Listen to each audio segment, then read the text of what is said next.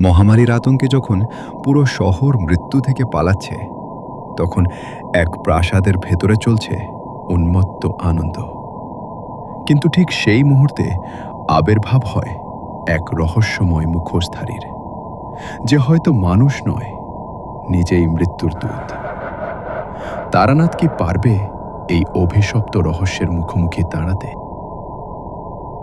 1953 সালের অক্টোবর মাসে বাংলার মানুষ প্রথমবারের মতো লাল মৃত্যুর কথা শুনল, এবং যারা শুনল তারা এমনভাবে ভয় পেল যে অনেকে সেই রাতেই ঘরের দরজা বন্ধ করে ভেতরে বসে রইল, বাইরে বেরোনো বন্ধ করে দিল। কারণ এই রোগের বিবরণ যে একবার শুনেছে, সে কখনো ভুলতে পারেনি। আক্রান্ত মানুষের শরীরের প্রতিটি রোমকূপ থেকে হঠাৎ রক্ত বেরোতে শুরু করে। সারা মুখ লাল দাগে ভরে যায়, যেন কেউ মুখে রক্ত ছিটিয়ে দিয়েছে। তারপর তীব্র যন্ত্রণা, মাথা ঘোরা, এবং ঠিক আধ ঘন্টার মধ্যে মৃত্যু। ডাক্তাররা এই রোগের কারণ বুঝতে পারছেন না। ওষুধ নেই, চিকিৎসা নেই, শুধু মৃত্যু। প্রথম মাসে কলকাতার উত্তর দিকের কিছু গ্রামে এই রোগ দেখা গেল। দ্বিতীয় মাসে ছড়িয়ে পড়ল আরও বেশি জায়গায়, এবং তৃতীয় মাসের শেষে কলকাতা শহরেও কয়েকটি ঘটনা ঘটল। সরকার বিজ্ঞপ্তি দিল, ডাক্তাররা সতর্কবার্তা দিলেন, কিন্তু কেউ কোনো সমাধান দিতে পারল না। শহরের বাজার ফাঁকা হয়ে গেল, রাস্তায় মানুষ কমে গেল, এবং যারা একটু ধনী তারা শহর ছেড়ে দূরে চলে যেতে শুরু করল। এই পরিস্থিতিতে বিষ্ণুপুরের জমিদার হরিবল্লভ রায় একটি সিদ্ধান্ত নিলেন, যা শুনে অনেকে তাকে বুদ্ধিমান বললেন, আর অনেকে বললেন নিষ্ঠুর। হরিবল্লভ রায় ছিলেন 50 বছর বয়সী একজন মানুষ। শরীরে মেদ জমেছে বিলাসিতায়, মুখে সবসময় একটা অহংকারী ভাব, এবং চোখে এমন একটা দৃষ্টি যা দেখলে বোঝা যায় এই মানুষ অন্যদের নিজের চেয়ে ছোট মনে করেন। তিনি কলকাতার সবচেয়ে ধনী পরিবারগুলো থেকে 500 মানুষকে নিমন্ত্রণ করলেন এবং বললেন তার বিষ্ণুপুরের 7 তলা প্রাসাদে আসতে, যেখানে মহামারী ঢুকতে পারবে না। যারা এলেন তারা সবাই ধনী, অভিজাত এবং ভীত। প্রাসাদেতে ঢোকার পরে লোহার শিকল দিয়ে প্রাসাদের সব দরজা বন্ধ করে দেওয়া হলো। বাইরে থেকে কেউ ঢুকতে পারবে না, ভেতর থেকে কেউ বেরোতে পারবে না। হরিবল্লভ রায় বললেন, মহামারী এখানে ঢুকতে পারবে না, আমরা নিরাপদ। প্রাসাদটা ছিল সত্যি অদ্ভুত। 7টি তলা, এবং প্রতিটি তলার সাজসজ্জা আলাদা রঙের। প্রথম তলায় সব নীল রঙের, দেওয়াল নীল, পর্দা নীল, এবং জানলার কাচও নীল। দ্বিতীয় তলায় সবুজ, তৃতীয় তলায় হলুদ, চতুর্থ তলায় কমলা, পঞ্চম তলায় বেগুনি, ষষ্ঠ তলায় সাদা। কিন্তু সপ্তম তলা সম্পূর্ণ আলাদা।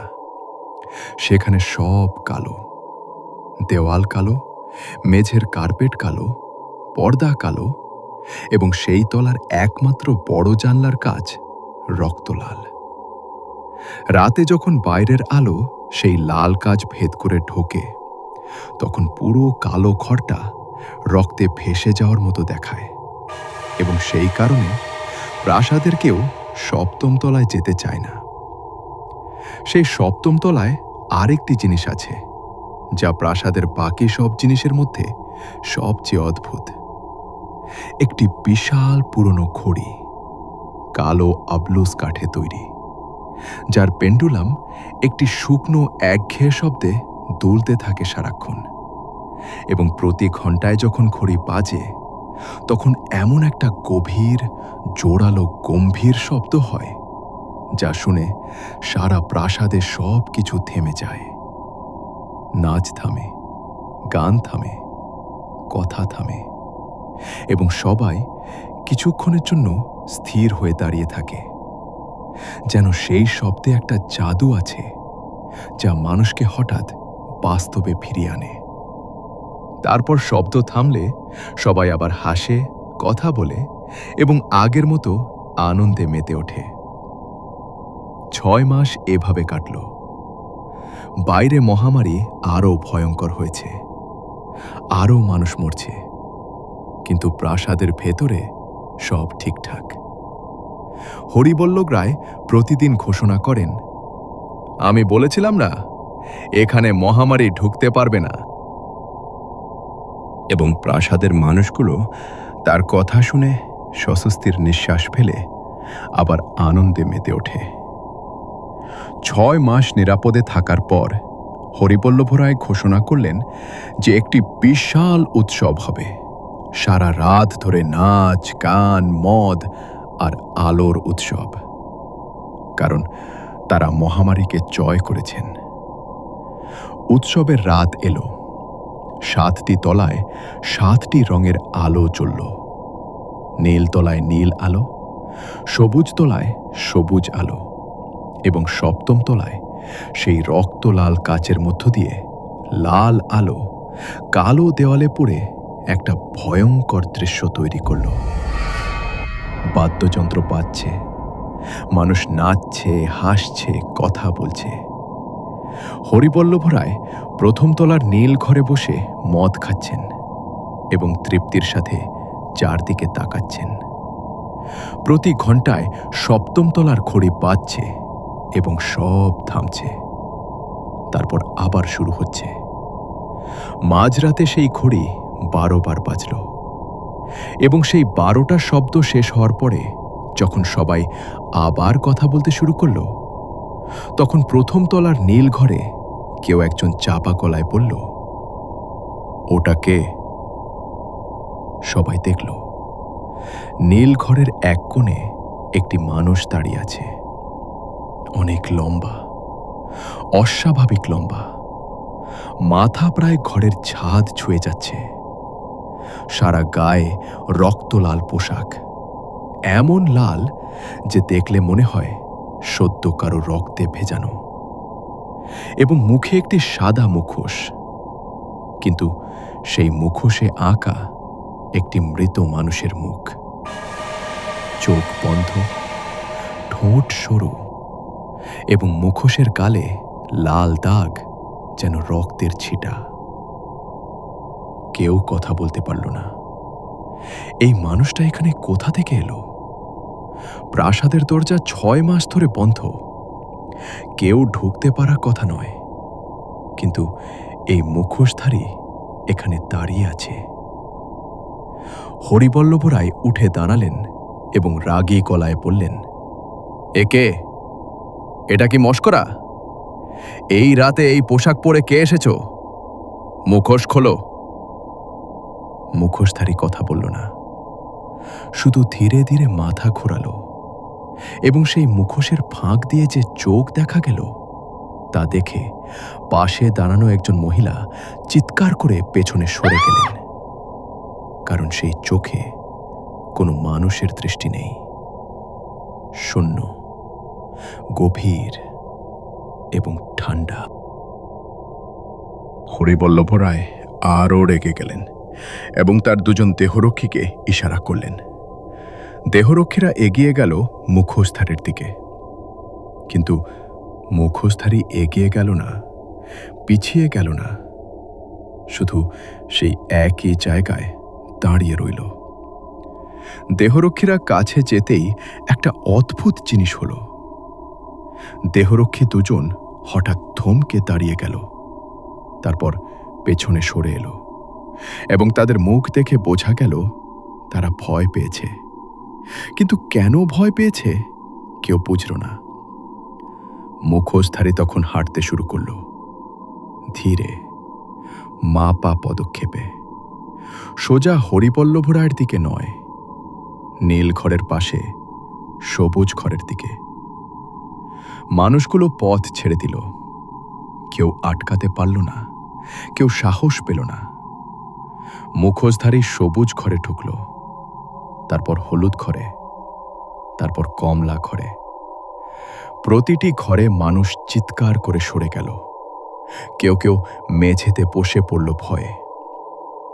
হরিবল্লভ রায় তখন নিজেই ছুটলেন, হাতে একটি ছুরি, মুখে চিৎকার, থামো, আমি তোমাকে ছেড়ে দেব না। কিন্তু মুখোশধারী থামল না। বেগুনি ঘরে ঢুকল, সাদা ঘরে ঢুকল এবং শেষে ৭ম তলা সিঁড়ি দিয়ে উঠে কালো ঘরে ঢুকে গেল। হরিবল্লভ রায় সিঁড়ি দিয়ে উঠতে উঠতে হাঁপাচ্ছেন, কিন্তু থামলেন না। কালো ঘরের দরজায় পৌঁছে ভেতরে ঢুকলেন।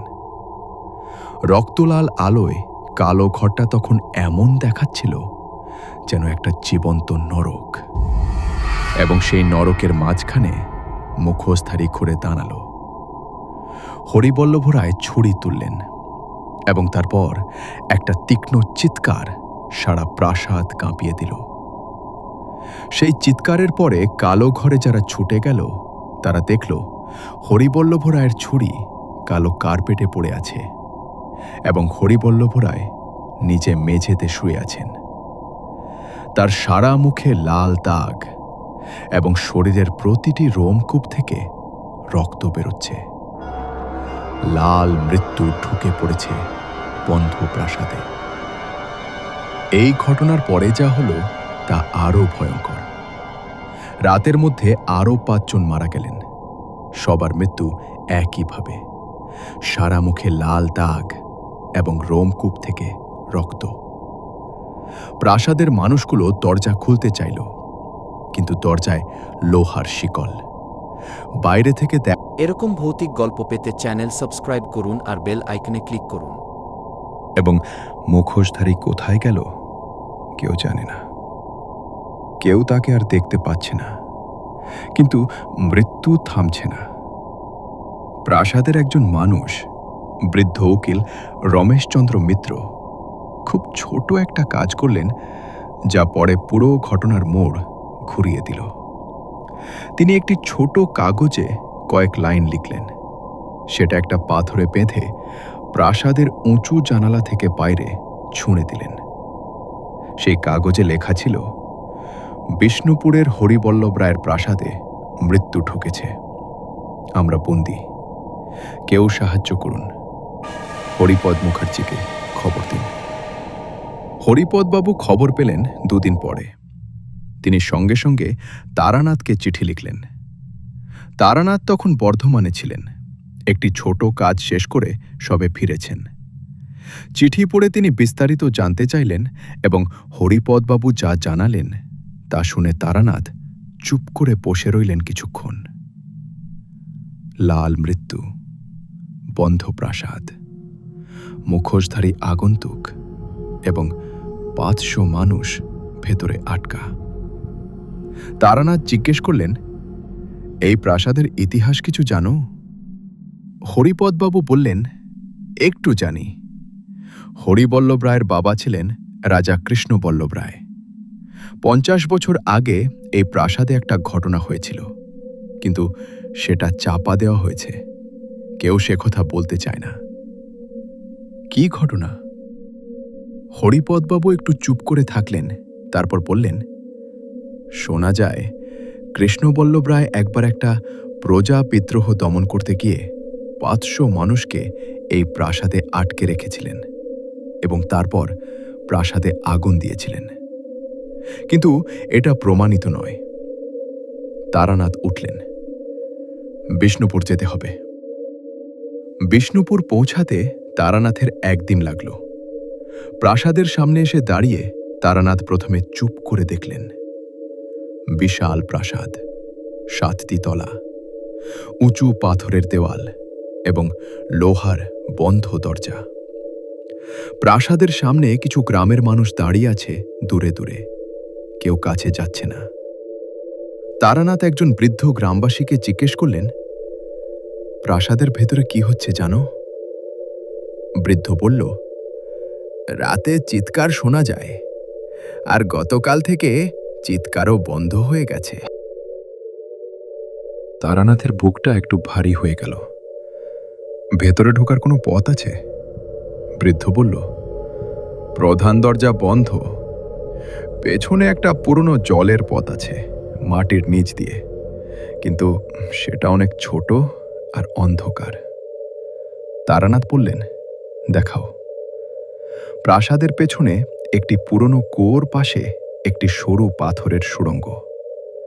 বৃদ্ধ বলল, এই সুড়ঙ্গ প্রাসাদের তলঘরে গেছে, কিন্তু বাবু, এই পথে অনেক দিন কেউ যায়নি। তারানাথ সুড়ঙ্গের সামনে দাঁড়িয়ে কিছুক্ষণ অনুভব করলেন। সুড়ঙ্গ থেকে একটা গন্ধ আসছে, পুরনো, ভেজা, এবং আরেকটা কিছু যা বর্ণনা করা কঠিন। রক্তের গন্ধের মতো, কিন্তু পুরনো রক্তের গন্ধ, অনেক পুরনো। তারানাথ পকেট থেকে ছোট টর্চ বের করলেন। ব্যাগে রইল তার সাধনার জিনিসপত্র, তামার পাত, রুদ্রাক্ষের মালা, একটি ছোট ঘণ্টা এবং কিছু বিভূতি। হাঁটু গেড়ে সুড়ঙ্গে ঢুকলেন। সুড়ঙ্গটা সরু এবং অন্ধকার। মাথা নোয়াতে হচ্ছে, হামাগুড়ি দিয়ে এগোতে হচ্ছে। দেওয়ালে শ্যাওলা, মাটি ভেজা, এবং টর্চের আলোয় সামনে শুধু অন্ধকার। 50 পা এগোতেই একটা শব্দ শুনলেন তারানাথ। সুড়ঙ্গের মধ্যে একটা শব্দ, কান্নার মতো, কিন্তু কান্না নয়, অনেকগুলো কণ্ঠস্বর একসাথে, খুব নিচু, যেন দূর থেকে আসছে। তারানাথ থামলেন এবং কান পাতলেন। শব্দটা বলছে বাংলায়, খুব ক্ষীণ কিন্তু স্পষ্ট, ফিরে যাও, এখানে মৃত্যু আছে। তারানাথ বললেন শান্ত গলায়, আমি জানি, তবুও যাব। শব্দ থামল। তারানাথ আবার এগোলেন। সুড়ঙ্গের শেষে একটা পাথরের দরজা। তারানাথ ঠেললেন। দরজা একটু নড়ল, কিন্তু খুলল না। আরও জোরে ঠেললেন। এবার একটা শব্দ করে খুলে গেল।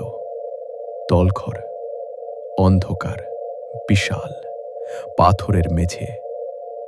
টর্চ জ্বাললেন এবং দেখলেন, যা দেখে তার হাত একটু কাঁপল। তলঘরের দেওয়ালে আঁকা আছে অনেকগুলো হাতের ছাপ, রক্তের ছাপ, পুরনো, কালো হয়ে গেছে কিন্তু স্পষ্ট। 100, 200, না, আরও বেশি। এবং সেই হাতের ছাপগুলোর মাঝে মাঝে বাংলায় লেখা, পুরনো হরফে, আমরা নির্দোষ ছিলাম। তারানাথ বুঝলেন, 50 বছর আগে কৃষ্ণবল্লভ রায় যে 500 মানুষকে এখানে আটকে রেখে আগু দিয়েছিলেন, এটা সেই তলঘর। এখানেই তারা মরেছিল, এবং এই দেওয়ালে তাদের শেষ চিহ্ন। তারানাথ হাত জোড় করলেন। আমি এসেছি, বললেন, তোমাদের সাহায্য করতে। কিছুক্ষণ নিঃশব্দতা। তারপর তলঘরের বাতাস একটু নড়ল, টর্চের আলো একটু কাঁপল, এবং সেই একই ক্ষীণ কণ্ঠস্বর, কিন্তু এবার একটু আলাদা, একটু কম ভয়ের, একটু বেশি ক্লান্তির, বলল, দেরি হয়ে গেছে। সে এখন অনেক শক্তিশালী। সে কে? তারানাথ জিজ্ঞেস করলেন। আমাদেরই একজন, কণ্ঠস্বর বলল, কিন্তু সে বদলে গেছে। 50 বছরের ক্রোধে সে আর আমাদের মতো নেই। সে এখন শুধু ধ্বংস চায়। তারানাথ উঠলেন। আমাকে উপরে যেতে হবে। তলঘর থেকে উপরে ওঠার সিঁড়ি খুঁজে পেলেন। সিঁড়ি দিয়ে উঠতে উঠতে ভাবলেন, মুখোশধারী কে? 500 আত্মার একজন যে বাকিদের থেকে আলাদা হয়ে গেছে, 50 বছরের ক্রোধে বিকৃত, এবং এখন এই প্রাসাদে সে যা করছে তা আসলে প্রতিশোধ। কিন্তু নির্দোষ মানুষের উপর প্রতিশোধ নেওয়া কি ঠিক? তারানাথ জানেন এই প্রশ্নের উত্তর সহজ নয়। প্রথম তলায় উঠে তারানাথ যা দেখলেন তা দেখে বুঝলেন পরিস্থিতি কতটা ভয়ঙ্কর। নীল ঘরে 4 জন মানুষ মেঝেতে শুয়ে আছেন। সবার মুখে লাল দাগ। নিঃশ্বাস আছে কিনা বোঝা যাচ্ছে না। ঘরের কোণে কয়েকজন মানুষ জড়সড় হয়ে বসে আছেন, চোখে ভয়, মুখে কোনো কথা নেই। তারানাথ কাছে গেলেন। আমি তারানাথ, হরিপদ মুখার্জি পাঠিয়েছেন। একজন বৃদ্ধ মহিলা কাঁপতে কাঁপতে বললেন, আপনি কিভাবে ঢুকলেন? পেছনের সুড়ঙ্গ দিয়ে। ওই মুখোশধারী কোথায় জানেন? না, কিন্তু জানতে হবে। বৃদ্ধ মহিলা বললেন, সে সপ্তম তলায় থাকে, সেখান থেকে নামে, মানুষ মারে, আবার উঠে যায়। প্রাসাদে এখন কতজন বেঁচে আছেন? বৃদ্ধ মহিলা চোখ বন্ধ করে গণনা করলেন, তারপর বললেন, হয়তো 200। বাকিরা মারা গেছে অথবা কোথায় আছে জানি না। তারানাথ উঠলেন। এখন রাত কত? প্রায় 12টা। তারানাথ সপ্তম তলার দিকে তাকালেন। ভালো লাগলে চ্যানেলটা সাবস্ক্রাইব করুন, লাইক দিন আর বেল আইকনে ক্লিক করুন। ওপর থেকে একটা শব্দ আসছে, আবলুস কাঠের সেই ঘড়ির শব্দ, মাঝরাতের শেষ ঘন্টা। এবং সেই ঘন্টার শব্দের সাথে একটা অন্য শব্দ, সিঁড়িতে পায়ের শব্দ, ধীর, মাপা, নামছে। মুখোশধারী আবার নামছে। তারানাথ রুদ্রাক্ষের মালা হাতে নিলেন এবং সিঁড়ির দিকে মুখ করে দাঁড়ালেন। বৃদ্ধ মহিলা ফিসফিস করে বললেন, পালান।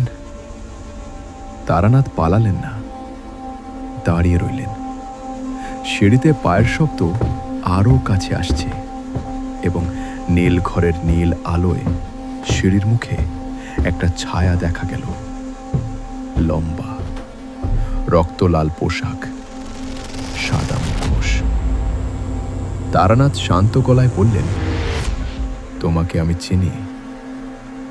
মুখোশধারী থামল সিঁড়িতে এবং সেই শূন্য চোখ তারানাথের দিকে স্থির হল। মুখোশধারী সিঁড়িতে দাঁড়িয়ে তারানাথের দিকে তাকিয়ে আছে এবং সেই তাকানোতে এমন একটা ভয়ঙ্কর শীতলতা আছে যা দেখে নীল ঘরের কোণে জড়সড় হয়ে বসা মানুষগুলো আরও গুটিয়ে গেল।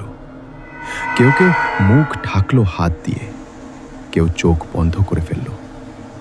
কিন্তু তারানাথ একটুও সরলেন না, পেছনে হটলেন না।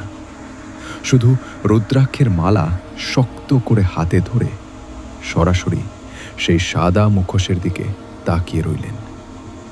কারণ তারানাথ জানেন যে ভয় দেখানোই এই ধরনের শক্তির প্রথম অস্ত্র, এবং যে মানুষ সেই ভয়কে প্রশ্রয় দেয় না, সে প্রথম যুদ্ধটা এমনিতেই জিতে যায়। মুখোশধারী একটু একটু করে সিঁড়ি দিয়ে নামতে শুরু করল এবং সেই রক্তনাল পোশাক নীল আলোয় একটা অদ্ভুত রং ধারণ করল এবং মানুষ আর মানুষের মধ্যে তুলতুলে খেলার মতো করে এসে এবার শেষ পর্যায়ে অভিজ্ঞ মানুষের মধ্যে প্রবেশ কোটা অদ্ভুত রং ধারণ করল। যেন লাল আর নীল মিলে একটা বেগুনি ছায়া তৈরি হচ্ছে চারদিকে। তারানাথ লক্ষ্য করলেন যে মুখোশধারী হাঁটার সময় পায়ের শব্দ হচ্ছে, মানে এটা সম্পূর্ণ অশরীরী নয়, এর একটা শারীরিক উপস্থিতি আছে এবং সেটা একটু স্বস্তির বিষয়, কারণ যার শরীর আছে তাকে ঠেকানো যায়। মুখোশধারী সিঁড়ির শেষ ধাপে এসে থামল এবং তারানাথ থেকে মাত্র 3 পা দূরে দাঁড়ালো। এত কাছে থেকে তারানাথ দেখলেন যে সেই সাদা মুখোশে আঁকা মৃত মুখটা আসলে একজন নির্দিষ্ট মানুষের মুখ, একটু বয়স্ক, মুখে কষ্টের ছাপ, এবং মুখোশের গালের লাল দাগ আঁকা নয়, মনে হচ্ছে আসল রক্তের ছিটা। তারানাথ বললেন, তোমার নাম কি? মুখোশধারী জবাব দিল না। তুমি কি আমার কথা শুনতে পাচ্ছে? তারানাথ আবার জিজ্ঞেস করলেন। এবার একটা শব্দ হলো মুখোশের ভেতর থেকে। মানুষের গলার শব্দ নয়, কিন্তু একেবারে অমানুষিকও নয়। যেন অনেক গলা একসাথে একটি শব্দ বলছে, এবং সেই শব্দটা হলো, সরে যাও। সরব না, তারানাথ বললেন। মুখোশধারী হাত তুলল এবং তারানাথ বুঝলেন যে এখন আক্রমণ হবে। তারানাথ দ্রুত রুদ্রাক্ষের মালা সামনে ধরলেন এবং একটি মন্ত্র পড়তে শুরু করলেন, উচ্চস্বরে, স্পষ্ট উচ্চারণে। মুখোশধারীর হাত মাঝপথে থামল, যেন একটা অদৃশ্য দেওয়ালে আটকে গেছে। সেই শূন্য চোখে একটা বিরক্তি এলো এবং পায়ের শব্দ বন্ধ হল। তারানাথ মন্ত্র থামালেন না। মুখোশধারী পিছিয়ে গেল, 1 পা, 2 পা, এবং তারপর হঠাৎ সিঁড়িতে উঠে গেল, দ্রুত এবং মুহূর্তে অদৃশ্য হয়ে গেল। নীল ঘরে নিঃশব্দতা। তারপর বৃদ্ধ মহিলা বললেন, সে পালিয়ে গেছে? না, তারানাথ বললেন, সে গেছে উপরে। আমাকে উপরে যেতে হবে। একা? হ্যাঁ। বৃদ্ধ মহিলা উঠে দাঁড়ালেন, কাপা হাতে তারানাথের হাত ধরলেন, বললেন, আপনি কি সত্যি এদের থামাতে পারবেন? তারানাথ সেই বৃদ্ধার চোখের দিকে তাকালেন। চোখে ভয় আছে, কিন্তু তার নিচে একটা আশা আছে, ক্ষীণ কিন্তু আছে। চেষ্টা করব, তারানাথ বললেন। দ্বিতীয় তলার সিঁড়িতে পা দিতেই তারানাথ অনুভব করলেন যে বাতাস পাল্টে গেছে। প্রথম তলায় যে বাতাস ছিল সেটা ভারী, কিন্তু চেনা ভারিতা, ভয়ের ভারিতা। কিন্তু দ্বিতীয় তলায় উঠতে উঠতে বাতাসে একটা অন্য কিছু এলো, একটা টান, যেন কিছু একটা মাথার ভেতরে ঢুকতে চাইছে, স্মৃতির মতো, কিন্তু নিজের স্মৃতি নয়, অন্য কারো। দ্বিতীয় তলায় সবুজ রং, সবুজ দেওয়াল, সবুজ পর্দা, সবুজ কার্পেট এবং সবুজ কাচের জানলা দিয়ে বাইরের রাতের আলো সবুজ হয়ে ঘরে ঢুকছে। এই আলোয় ঘরটা দেখতে একটা জঙ্গলের মতো লাগছে, যেন কেউ একটা ঘরের ভেতরে একটা অন্ধকার বন তৈরি করে রেখেছে। এই ঘরে 6 জন মানুষ মেঝেতে শুয়ে আছে। তারানাথ কাছে গেলেন এবং দেখলেন এদের নিঃশ্বাস আছে, অল্প কিন্তু বেঁচে আছেন। মুখে লাল দাগ এসেছে, কিন্তু পুরোপুরি নয়, মানে এরা মারা যাননি, কিন্তু মৃত্যুর কাছাকাছি আছেন। তারানাথ হাঁটু গেড়ে বসলেন একজনের পাশে এবং তখনই অনুভব করলেন ঘরের বাতাসে সেই টান আরো বেশি হয়েছে। এবং এবার তারানাথ বুঝলেন এটা কিসের টান। এটা স্মৃতির টান, কারো স্মৃতি। এই ঘরে কারো স্মৃতি ভেসে আছে বাতাসে, এবং সেই স্মৃতি যে দেখছে সে একটা পুরনো ঘটনা দেখতে পাচ্ছে। তারানাথ চোখ বন্ধ করলেন এবং দেখলেন 50 বছর আগের সেই রাত। এই প্রাসাদের তলঘরে 500 মানুষ, সবাই বাংলার সাধারণ মানুষ, কৃষক, কারিগর, ছোট ব্যবসায়ী। তারা বিদ্রোহ করেছিল কারণ রাজা কৃষ্ণবল্লভ রায় তাদের জমি কেড়ে নিয়েছিলেন, তাদের ঘর পুড়িয়ে দিয়েছিলেন, তাদের মেয়েদের অপমান করেছিলেন। তারা প্রতিবাদ করতে এসেছিল। হাতে কোনো অস্ত্র ছিল না, শুধু দাবি ছিল। কৃষ্ণবল্লভ রায় তাদের বলেছিলেন, প্রাসাদে এসো, কথা বলবো। তারা বিশ্বাস করে এসেছিল। প্রাসাদে ঢোকার পরে দরজা বন্ধ হয়ে গিয়েছিল এবং সেই রাতে তলঘরে আগুন দেওয়া হয়েছিল। 500 মানুষ, কেউ পালাতে পারেনি। তারানাথ সেই দৃশ্য দেখলেন এবং চোখ খুললেন। মুখ শক্ত হয়ে গেছে, বুকে একটা চাপা যন্ত্রণা। এবং এখন বুঝলেন যে এই প্রাসাদে যা হচ্ছে তা সাধারণ ভূতের কাণ্ড নয়। এটা 500 মানুষের অপমানিত আত্মার প্রতিশোধ। এবং সেই প্রতিশোধ নিচ্ছে তাদের মধ্যে সবচেয়ে ক্রোধী একজন, যে মুখোশ পরে এই প্রাসাদে ঘুরছে। তৃতীয় তলায় হলুদ রং। এই তলায় উঠে তারানাথ দেখলেন যে ঘর প্রায় ফাঁকা, কিন্তু ঘরের দেওয়ালে এবং মেঝেতে একটা অদ্ভুত জিনিস। হলুদ দেওয়ালে রক্তে লেখা কথা, বাংলায়। হরফগুলো বড় বড়, যেন রাগের সাথে লেখা হয়েছে। আমরা নির্দোষ ছিলাম, আমাদের বিচার হয়নি, আমাদের নাম কেউ মনে রাখেনি। 50 বছর। ভয়ের গল্প মিস করতে না চাইলে চ্যানেলটা সাবস্ক্রাইব করুন, লাইক দিন আর বেল আইকন চাপুন।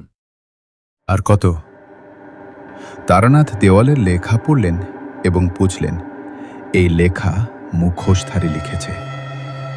রাতের পর রাত ধরে এই প্রাসাদের দেওয়ালে তার ক্রোধ ঠেলে দিয়েছে।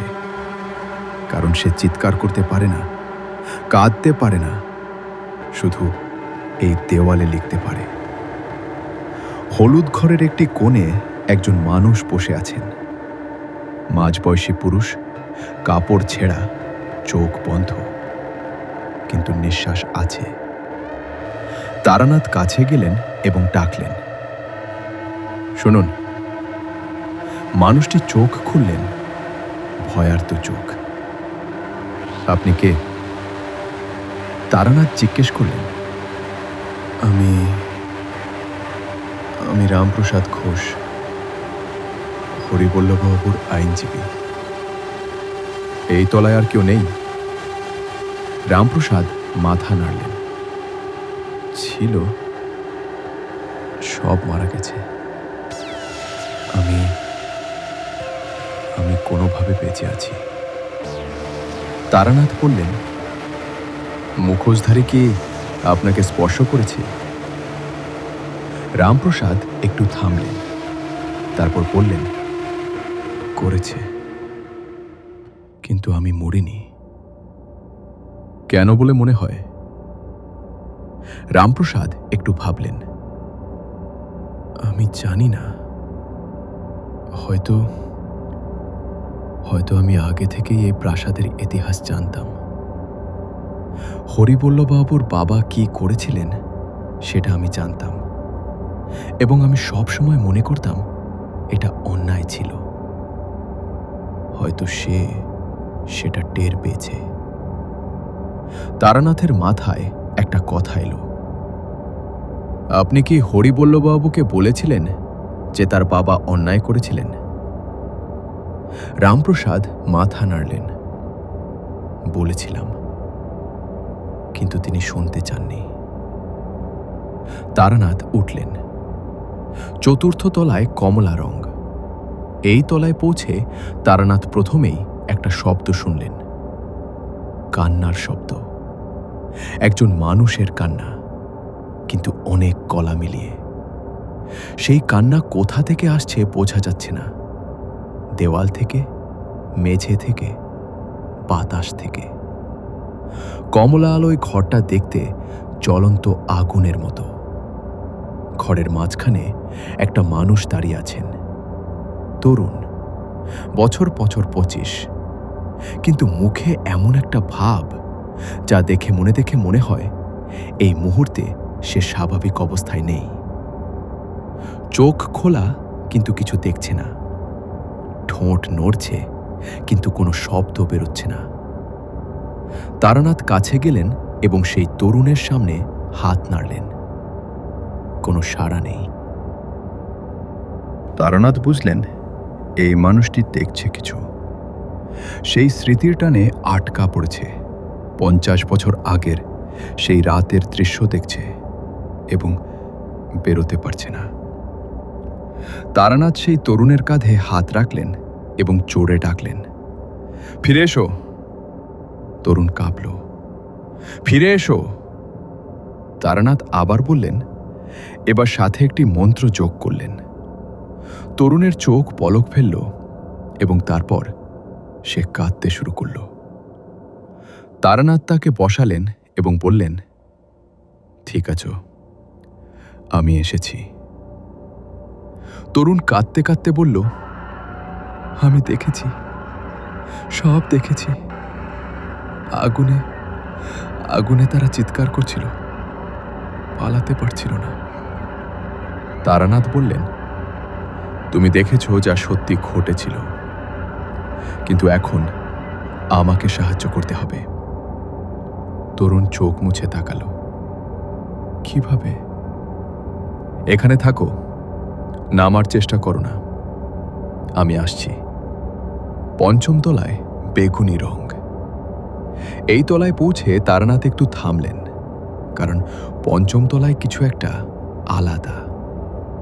বেগুনি আলোয় ঘরটা দেখতে একটা গভীর রাতের মতো, এবং এই ঘরে কোনো মানুষ নেই, মৃত নেই, জীবিত নেই, কিন্তু ঘরটা ফাঁকা নয়। ঘরের মাঝখানে একটা ছায়া, একটা মানুষের মতো ছায়া, কিন্তু আলো নেই যা ছায়া তৈরি করবে। ছায়া নিজে নিজেই আছে, এবং সেই ছায়া নড়ছে ধীরে, বৃত্তাকারে। তারানাথ ঘরে ঢুকলেন এবং সেই ছায়ার দিকে এগিয়ে গেলেন। ছায়া থামল। তারানাথ বললেন, তুমি কি মুখোশধারী?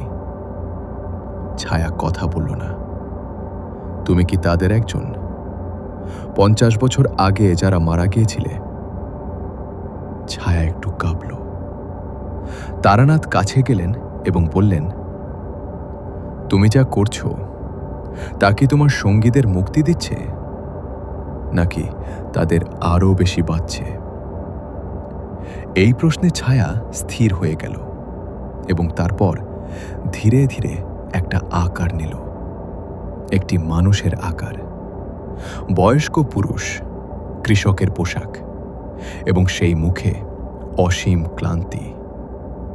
তারানাথ বুঝলেন এটা মুখোশধারী নয়, এটা সেই 500 আত্মার একজন, যে মুখোশধারীর মতো ক্রোধী হয়ে যায়নি। সেই আকার বলল ক্ষীণ গলায়, সে শুনছে না আমাদের। সে বলছে এটাই একমাত্র পথ, কিন্তু এই পথে আমরা কেউ মুক্তি পাচ্ছি না, আমরা আরো বেশি আটকে যাচ্ছি। তারানাথ বললেন, তার নাম কি? নকুল। সে আকার বলল, সে আমাদের নেতা ছিল। সে প্রথমে এসেছিল কৃষ্ণবল্লভের সাথে কথা বলতে, সবার আগে আগুনে মারা গিয়েছিল। নকুল কি আমার কথা শুনবে? সেই আকার একটু ভাবল, হয়তো, কিন্তু তুমি তাকে আঘাত করলে সে আরো রাগী হবে। তাকে থামাতে হলে তাকে বোঝাতে হবে। কিভাবে বোঝাবো? সে যা চায় তা দাও। সে কি চায়? সেই আকার মিলিয়ে যাওয়ার আগে বলল, স্বীকৃতি। কেউ যেন বলুক যে আমরা অন্যায়ের শিকার হয়েছিলাম। কেউ যেন বলুক যে আমাদের কথা মনে আছে। ষষ্ঠ তলায় সাদা রং। সাদা আলোয় ঘরটা দেখতে একটা হাসপাতালের মতো, ঠান্ডা এবং নিষ্প্রাণ। এই তলায় অনেক মানুষ আছেন, 20 জনের মতো। সবাই দেওয়ালের গায়ে ঠেস দিয়ে বসে। কেউ কথা বলছেন না, কেউ কাঁদছেন না, সবাই স্থির। তারানাথ ঢুকতেই একজন মধ্যবয়সী পুরুষ উঠে এলেন। রোগা মানুষ, মুখে পণ্ডিতের ছাপ। আপনি কি তারানাথ? লোকটি জিজ্ঞেস করলেন। তারানাথ অবাক হলেন। চেনেন আমাকে? হরিপদ মুখার্জির নাম শুনেছি, আর তারানাথের নামও। লোকটি বললেন, আমি অধ্যাপক সুধীন্দ্র বসু, ইতিহাসের। এখানে কিভাবে? হরিবল্লভবাবু আমাকে নিমন্ত্রণ করেছিলেন। আমি এসেছিলাম কারণ এই প্রাসাদের ইতিহাস নিয়ে গবেষণা করছিলাম। তারানাথ বললেন, তাহলে আপনি সব জানেন? হ্যাঁ, অধ্যাপক বসু বললেন। কৃষ্ণবল্লভ রায় 1903 সালে 500 মানুষ মেরেছিলেন। এটা ঐতিহাসিক সত্য, কিন্তু কখনো স্বীকার করা হয়নি। রেকর্ড নষ্ট করা হয়েছে, সাক্ষী কিনে নেওয়া হয়েছে। হরিবল্লভবাবু জানতেন, কিন্তু তিনি কখনো বলেননি।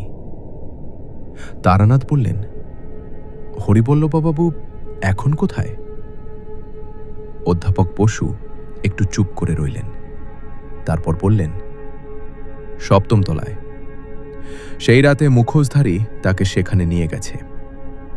তিনি মারা যাননি, কিন্তু বেঁচে আছেন কিনা নিশ্চিত নয়। তারানাথ উঠলেন। আমাকে 7ম তলায় যেতে হবে। অধ্যাপক বসু উঠে দাঁড়ালেন। আমিও আসব। না, কিন্তু আমি সাহায্য করতে পারি। নকুলের গল্প আমি জানি, তার পরিবারের কথা জানি, তার জীবনের কথা জানি। আপনি যদি তার সাথে কথা বলতে চান, তাহলে আমি সেই সেতু হতে পারি। তারানাথ একটু ভাবলেন, তারপর বললেন, ঠিক আছে, কিন্তু আমার পেছনে থাকবেন। আমি যা বলবো তাই করবেন। অধ্যাপক বসু মাথা নাড়লেন। 7ম তলার সিঁড়িতে পা দিতেই তারানাথ অনুভব করলেন যে বাতাস সম্পূর্ণ পাল্টে গেছে। 6ষ্ঠ তলার সাদা ঠান্ডা বাতাস এখন নেই। 7ম তলায় উঠতে উঠতে বাতাস গরম হয়ে আসছে, এবং সেই গরমে আগুনের গন্ধ, পুরনো আগুনের গন্ধ, 50 বছর আগের আগুনের গন্ধ, যা এখনো এই প্রাসাদের পাথরে মিশে আছে। অধ্যাপক বসু পেছনে হাঁটছেন এবং নিচু গলায় বলছেন, নকুল ছিল বিষ্ণুপুরের একটি গ্রামের কৃষক। বয়স ছিল 40-এর কাছাকাছি। 3 সন্তান ছিল। কৃষ্ণবল্লভ রায় তাদের জমি নিয়েছিলেন এবং নকুল প্রতিবাদ করেছিল। সে বিশ্বাস করত শান্তিপূর্ণ আলোচনায় সমাধান হবে, তাই সে 500 মানুষ নিয়ে প্রাসাদে এসেছিল। তারানাথ শুনছেন। নকুলের স্ত্রীর নাম ছিল বিমলা। 3 সন্তানের মধ্যে বড় ছেলেটার নাম ছিল হরেন। তখন বয়স 12। নকুল মারা যাওয়ার পর বিমলা একাই 3 সন্তান মানুষ করেছিল। হরেন পরে কলকাতায় চলে গিয়েছিল। সিঁড়ির শেষ ধাপ, 7ম তলার দরজা, কালো কাঠের দরজা, বন্ধ। তারানাথ হাত রাখলেন দরজায়। গরম, অনেক গরম। তারানাথ পেছন ফিরে অধ্যাপক বসুকে বললেন, আমি ভেতরে ঢুকব, আপনি এখানে দাঁড়াবেন, আমি ডাকলে আসবেন, কিন্তু প্রমিস করুন। অধ্যাপক বসু মাথা নাড়লেন। তারানাথ দরজা ঠেললেন। কালো ঘর, রক্তলাল আলো।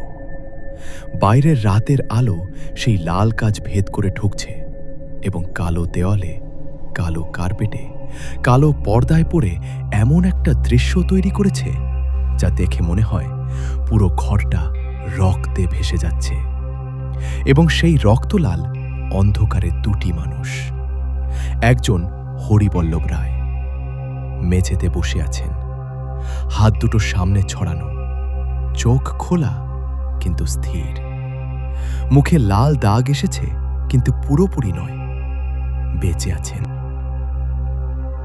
আর অন্যজন ঘরের পশ্চিম দিকে সেই আবলুস কাঠের বিশাল ঘড়ির সামনে দাঁড়িয়ে আছে মুখোশধারী, রক্তলাল পোশাক, সাদা মুখোশ, এবং সেই শূন্য চোখ এখন তারানাথের দিকে।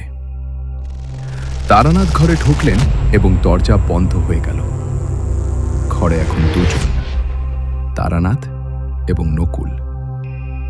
আবলুস কাঠের ঘড়ি তখনই বাজতে শুরু করল। একটা গভীর, জোরালো, গম্ভীর শব্দ। 1 বার, 2 বার, 3 বার।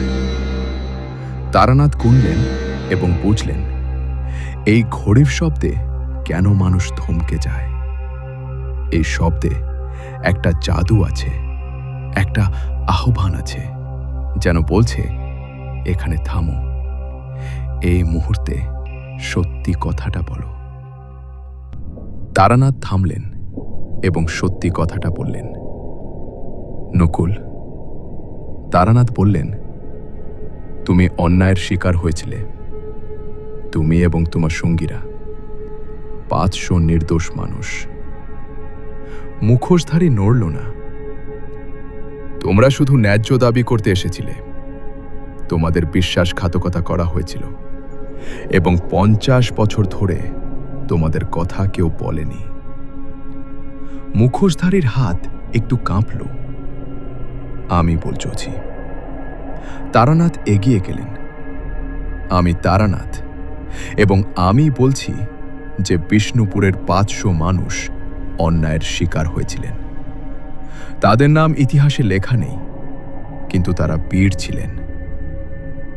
মুখোশধারীর শরীর কাঁপতে শুরু করল এবং সেই সাদা মুখোশের পেছন থেকে একটা শব্দ বেরোল, কান্নার শব্দ। ঘড়ি শেষবার বাজল এবং নিঃশব্দ হয়ে গেল। তারানাথ আরো কাছে এলেন। নকুল, তোমার স্ত্রীর নাম বিমলা, তোমার বড় ছেলের নাম হরেন। মুখোশধারী থমকে গেল। বিমলা একা তোমার সন্তানদের মানুষ করেছিলেন। হরেন কলকাতায় গিয়েছিল, কিন্তু তোমার কথা কখনো ভোলেনি। মুখোশের পেছন থেকে একটা ভাঙা গলার শব্দ বেরোল। তুমি কিভাবে জানো? জানি, তারানাথ বললেন। আমার কথা কি সত্যি কেউ মনে রেখেছে? হ্যাঁ। মুখোশধারী ধীরে ধীরে মেঝেতে বসে পড়ল। রক্তলাল আলোয় সেই বিশাল আকার হঠাৎ ছোট হয়ে গেল এবং মুখোশের আড়ালে সেই শূন্য চোখে একটু জল এলো। তারানাথ জানলেন এই মুহূর্তে নকুল কথা শুনছে। কিন্তু এটাই শেষ নয়, কারণ শুধু কথা দিয়ে 50 বছরের ক্রোধ থামানো যায় না। এই ক্রোধের মূল কারণ এখনো বেঁচে আছে, মেঝেতে বসে আছে। নাম হরিবল্লভ রায়। এবং নকুল তা জানে। তারানাথও জানেন যে পরের পরিচ্ছেদে আসল লড়াইটা শুরু হবে, কারণ নকুলের ভেতরের সেই 50 বছরের ক্রোধ এখনো পুরোপুরি থামেনি, শুধু একটু শান্ত হয়েছে এবং যে কোনো মুহূর্তে আবার জেগে উঠতে পারে, আরো ভয়ঙ্কর হয়ে। কালো ঘরে রক্তলাল আলো জ্বলছে। আবলুস কাঠের ঘড়ি এইমাত্র থেমেছে এবং মেঝেতে বসে আছে নকুল। সেই রক্তলাল পোশাক এবং সাদা মুখোশ পরা বিশাল আকার, যার ভেতরে এইমাত্র একটু মানবিকতার আলো জ্বলে উঠেছে। তারানাথ তার সামনে দাঁড়িয়ে আছেন এবং বুঝতে পারছেন যে এই মুহূর্তটা অত্যন্ত সংকটজনক, কারণ নকুলের ভেতরে এখন দুটো শক্তি লড়াই করছে। একদিকে 50 বছরের পুরনো ক্রোধ, যা তাকে ধ্বংসের পথে নিয়ে যাচ্ছে, আর অন্যদিকে সেই মানুষটার স্মৃতি যে একসময় তার স্ত্রীকে ভালোবাসত, সন্তানদের আদর করত এবং বিশ্বাস করত যে শান্তিপূর্ণ আলোচনায় সব সমস্যার সমাধান হয়। তারানাথ একটুও নড়লেন না, কারণ তিনি জানেন এই মুহূর্তে যে কোনো হঠকারী পদক্ষেপ সব শেষ করে দিতে পারে। নকুল এখন একটা ক্ষতের উপর দাঁড়িয়ে আছে এবং সেই ক্ষতে কেউ আঘাত করলে পুরো প্রাসাদ রক্তে ভেসে যাবে। কিন্তু তারানাথের পেছনে মেঝেতে বসে আছেন হরিবল্লভ রায়, এবং হরিবল্লভ রায়ের উপস্থিতি নকুলকে প্রতি মুহূর্তে মনে করিয়ে দিচ্ছে কেন সে এখানে এসেছে, কেন 50 বছর ধরে সে এই প্রাসাদে আটকে আছে। নকুল হঠাৎ মাথা তুলল। সেই সাদা মুখোশের পেছনে শূন্য চোখ এখন তারানাথের পেছনে হরিবল্লভ রায়ের দিকে, এবং সেই চোখে যা এলো তার শূন্যতা নয়, আগুন। সে এখানে কেন? নকুলের গলা থেকে বেরোল সেই অনেক কণ্ঠস্বর মেলানো ভয়ঙ্কর গলা, কিন্তু এবার তাতে একটা তীক্ষ্ণতা এলো যা আগে ছিল না। তারানাথ বললেন, সে এখানেই থাকে, এটা তার প্রাসাদ। তার বাবার প্রাসাদ?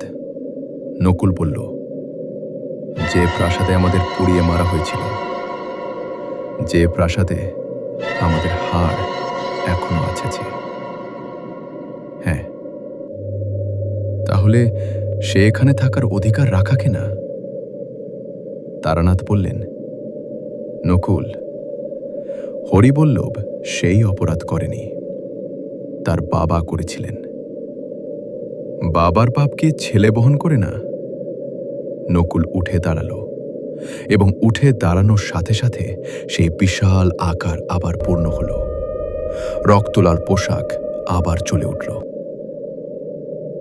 সে জানত, সে সব জানত, তবুও কখনো বলেনি, কখনো ক্ষমা চায়নি। উল্টো এই প্রাসাদেই থেকেছে, এই প্রাসাদে বিলাস করেছে, এই প্রাসাদে উৎসব করেছে, যেখানে আমাদের 500 মানুষের হাড় মাটির নিচে। তারানাথ জানতেন এই কথার জবাব সহজ নয়, কারণ নকুল মিথ্যা বলছে না। হরিবল্লভ রায় এতক্ষণ মেঝেতে স্থির বসেছিলেন, চোখ খোলা কিন্তু নির্জীব।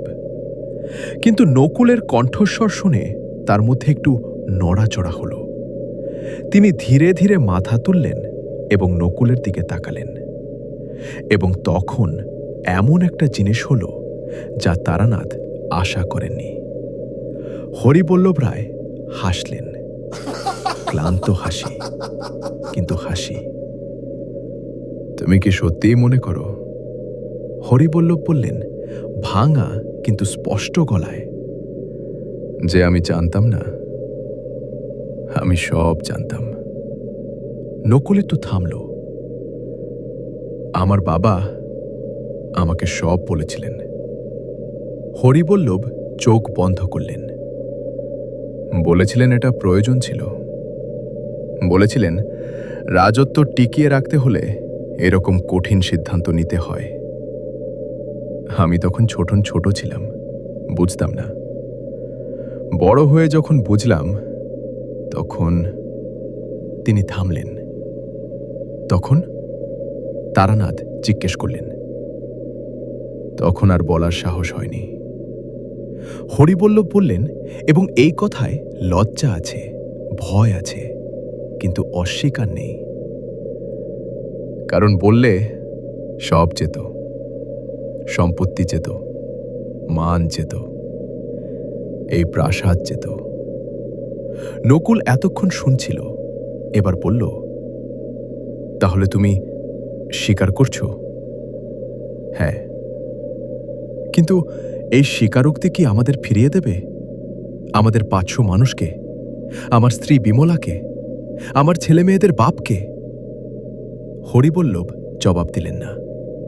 নকুল বলল, না, দেবে না।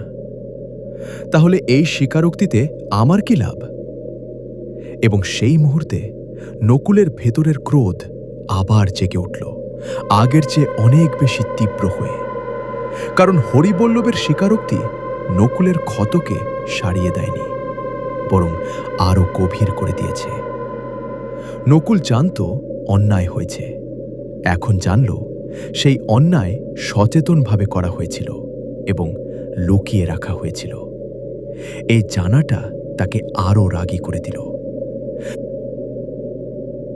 নকুল তারানাথের দিকে তাকালো। সরো।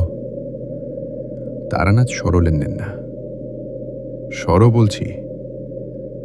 না। নকুলের চোখে আগুন জ্বলে উঠল। যা হলো তারপর তা এত দ্রুত ঘটল যে তারানাথ সম্পূর্ণ প্রস্তুত ছিলেন না। নকুল একটা হাত তুলল এবং তারানাথের দিকে একটা অদৃশ্য ধাক্কা ছুড়ে দিল, সেই একই ধাক্কা যা দিয়ে সে আগে মানুষদের শেষ করেছে। কিন্তু তারানাথ এবার আগে থেকে সতর্ক ছিলেন, তাই সেই ধাক্কা তাকে সরিয়ে দিল বটে, ছিটকে গেলেন কালো কার্পেটের উপরে, কিন্তু সম্পূর্ণ কাবু হলেন না। তারানাথ উঠে বসলেন এবং রুদ্রাক্ষের মালা বের করলেন। নকুল এগিয়ে আসছে হরিবল্লভ রায়ের দিকে। তারানাথ দ্রুত মন্ত্র পড়তে শুরু করলেন, সেই গাত্রবন্ধন মন্ত্র যা আগেও ব্যবহার করেছেন। মন্ত্রের শব্দ কালো ঘরে ছড়িয়ে পড়ল এবং নকুল একটু থামল। কিন্তু এবার আগের মতো সম্পূর্ণ থামল না, কারণ এই নকুল শুধু একটি আত্মা নয়, 500 আত্মার সম্মিলিত শক্তি তার মধ্যে আছে, এবং সেই শক্তির বিরুদ্ধে একটি মন্ত্র যথেষ্ট নয়। নকুল ধীরে ধীরে এগোচ্ছে, মন্ত্রের প্রভাবে ধীর, কিন্তু থেমে নেই। তারানাথ উঠে দাঁড়ালেন এবং নকুলের সামনে দাঁড়ালেন আবার। নকুল, একটু শোনো, আর কথা নয়। এই মানুষটাকে মারলে কি তোমার 500 সঙ্গী মুক্তি পাবে? নকুল থামল। তারা এখনো এই প্রাসাদে আছে, আমি কথা বলেছি তাদের সাথে।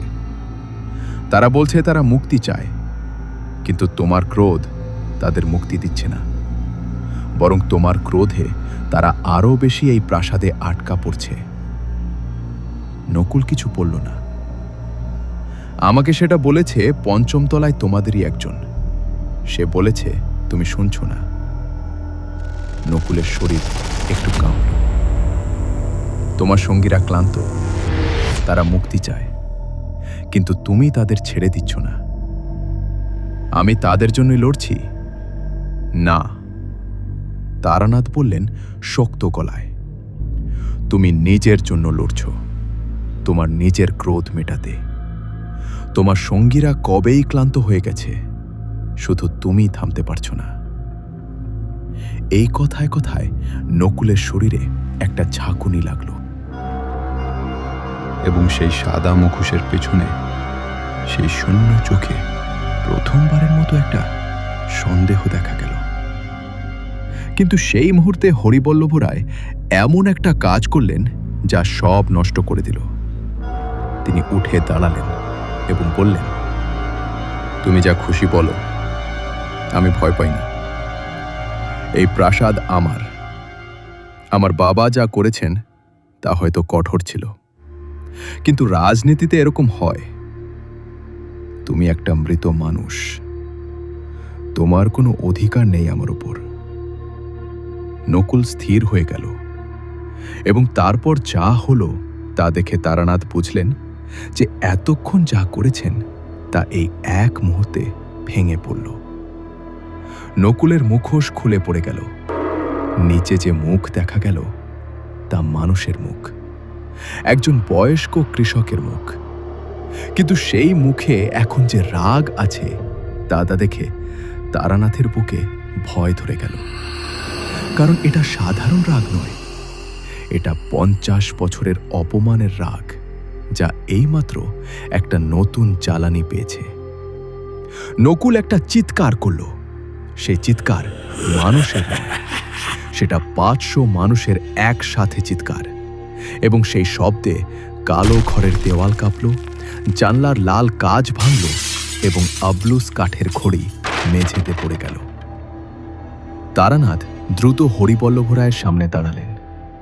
নকুল এগিয়ে আসছে, এবার দ্রুত, এবং তার চারপাশে একটা অদৃশ্য শক্তি ঘুরছে, যা তারানাথ দেখতে পাচ্ছেন না, কিন্তু অনুভব করতে পারছেন। গরম হাওয়ার মতো, কিন্তু আগুনের মতো ক্ষতিকর। তারানাথ রুদ্রাক্ষের মালা সামনে ধরলেন এবং পুরো শক্তিতে মন্ত্র পড়তে শুরু করলেন।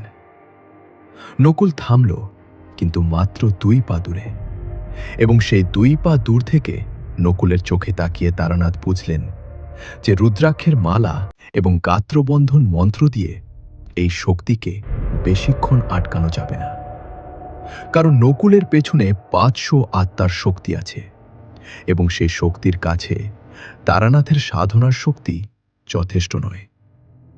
নকুল একটু একটু করে এগোচ্ছে, মন্ত্রের বাধা ঠেলে। তারানাথ মন্ত্র পড়তে পড়তে পিছিয়ে গেলেন, এবং একটা সিদ্ধান্ত নিলেন। এই মুহূর্তে নকুলকে শক্তি দিয়ে থামানো সম্ভব নয়। অন্য পথ চাই। তারানাথ চিৎকার করলেন, অধ্যাপক বসু! দরজা খুলে গেল এবং অধ্যাপক সুধীন্দ্র বসু ঘরে ঢুকলেন। দৃশ্য দেখে একটু থমকে গেলেন, কিন্তু ঢুকলেন। নকুলের সাথে কথা বলুন, তারানাথ বললেন মন্ত্র পড়তে পড়তে। তার পরিবারের কথা বলুন, তার ছেলে হরেনের কথা বলুন। অধ্যাপক বসু এগিয়ে গেলেন এবং বললেন, নকুল, আমি ইতিহাসবিদ। তোমার কথা আমি লিখেছি, তোমার নাম আমার গবেষণায় আছে। নকুল থামল। তোমার ছেলে হরেন কলকাতায় গিয়েছিল। সে একটা কাগজে চাকরি করত। সে তোমার কথা লিখেছিল। সেই লেখা এখনো আছে। নকুলের শরীর থেকে সেই তীব্র গরম হাওয়া একটু কমল। হরেনের ছেলে মানে তোমার নাতি এখনো বেঁচে আছে। সে জানে তোমার কথা। নকুলের চোখে জল এলো, কিন্তু ঠিক সেই মুহূর্তে হরিবল্লভ রায় আবার মুখ খুললেন, এবার আরও উদ্ধত গলায়। ছেলের কথা মনে পড়েছে? তোমার ছেলে তখন থেকে ভিখারি হয়ে বেঁচেছিল, কারণ তোমার মতো বোকা বাপ বিদ্রোহ করতে গিয়েছিল। তারানাথ ঘুরলেন। চুপ করুন। কিন্তু হরিবল্লভ থামলেন না। ভয় এবং অহংকারে মিলিয়ে তিনি বলতে থাকলেন, তোমার বিদ্রোহ ব্যর্থ হয়েছিল, তোমার পরিবার কষ্ট পেয়েছিল, এবং তুমি এখনো হেরে আছো। নকুলের চোখে সেই আগুন আবার ফিরে এলো, এবং এবার অনেক বেশি তীব্র। নকুল তারানাথকে একটা ধাক্কা দিল এবং তারানাথ ছিটকে গেলেন দেওয়ালের কাছে।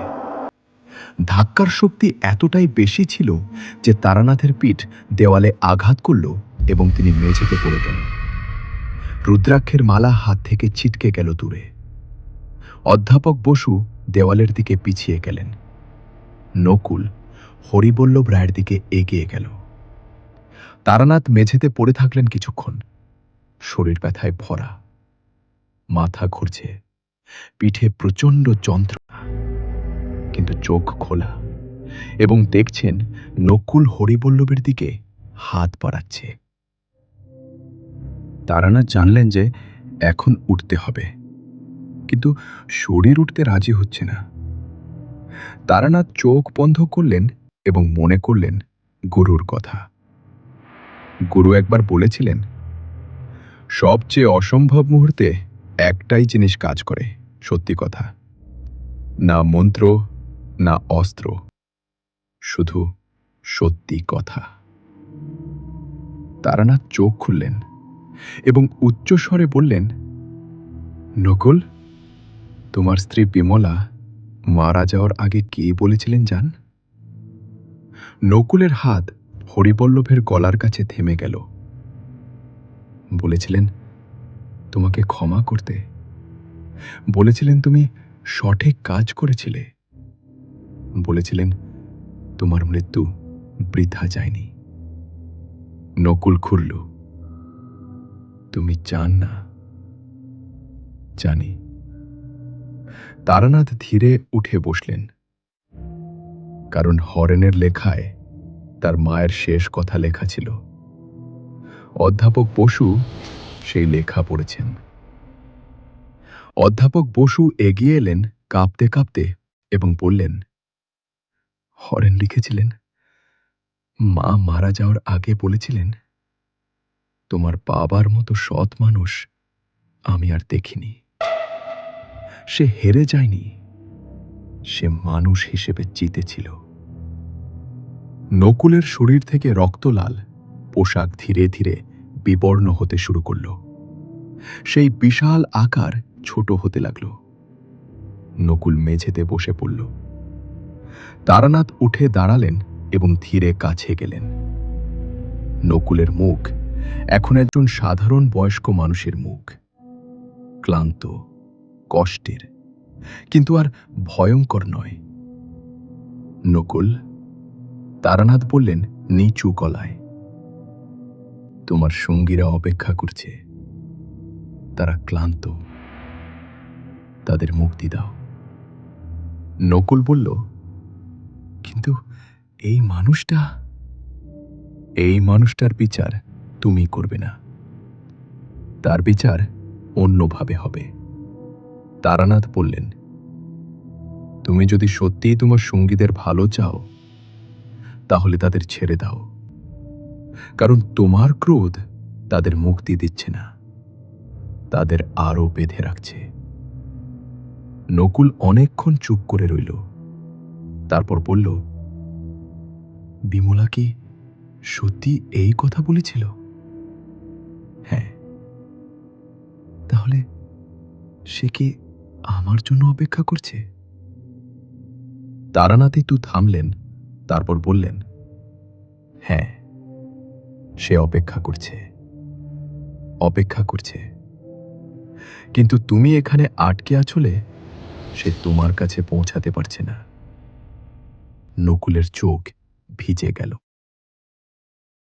এবং সেই কালো ঘরে রক্তলাল আলোয় তারানাথ দেখলেন একজন ক্লান্ত মানুষ, যে 50 বছর ধরে একা লড়াই করে এসেছে এবং এইমাত্র বুঝতে পেরেছে যে সেই লড়াই তাকে কোথাও নিয়ে যায়নি। আমি কি করব? নকুল জিজ্ঞেস করল। তারানাথ বললেন, তোমাকে একটা কাজ করতে হবে। তোমার সমস্ত সঙ্গীদের ডাকো, এই প্রাসাদে যারা আটকে আছে তাদের সবাইকে, আর হরিবল্লভকে দিয়ে যা হয়েছে তা স্বীকার করাও সবার সামনে। নকুল হরিবল্লভের দিকে তাকালো। হরিবল্লভ রায় এতক্ষণ মেঝেতে বসে সব শুনেছেন। তার মুখে আর অহংকার নেই। তিনি কিছু বলার আগেই তারানাথ তার দিকে ঘুরলেন এবং বললেন, এখন একটাই সুযোগ, যা সত্যি তা বলুন। হরিবল্লভ রায় উঠে দাঁড়ালেন, কাঁপছেন কিন্তু দাঁড়ালেন এবং বললেন, আমার বাবা 500 নির্দোষ মানুষ মেরেছিলেন। আমি জানতাম এবং চুপ করেছিলাম। আমি ক্ষমা চাই। ঘরে নিঃশব্দতা। তারপর দেওয়াল থেকে একটা শব্দ এলো, একটা দীর্ঘ নিঃশ্বাসের মতো শব্দ, যেন 500 মানুষ একসাথে নিঃশ্বাস নিচ্ছে। এবং তারানাথ অনুভব করলেন যে প্রাসাদের বাতাস বদলে যাচ্ছে। কিন্তু ঠিক সেই মুহূর্তে সব আবার নষ্ট হয়ে গেল।